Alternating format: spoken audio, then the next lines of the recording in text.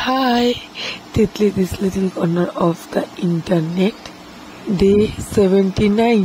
আমরা সকাল সকাল উঠে দোকানে চলে গেছিলাম আমার শ্যাম্পু ট্যাম্পু কিনতে, তারপর ওর দুধ দিয়ে যায়নি, দুধ আনতে গেছিলাম। আমি আর যাইনি ওইদিকে যে দুধটা নিয়ে আসবো, আমাদের সামনেই খাটাল, তাও আর ল্যাট লাগছিল বলে আর যাইনি।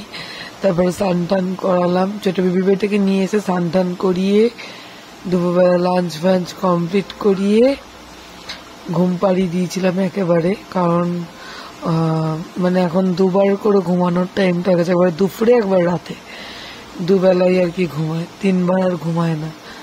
তিনবার ঘুমালে এদিক ওদিক হয়ে যায়। তারপর বিকালবেলা ঘুম থেকে উঠলো, টিফিন টিফিন কমপ্লিট করলো, করে রেডি ফেডি হয়ে এখন পার্সেল আনবক্সিং করবে।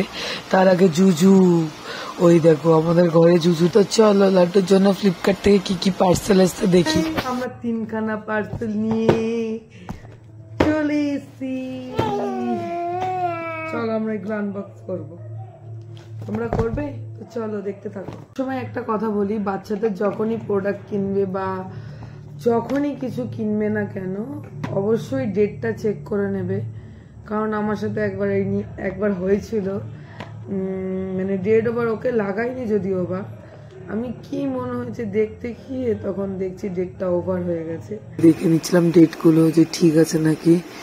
এটাও সেম 2028 অব্দি, মানে 2025-এ বানিয়েছে, 2028-এ ডেট ওভার।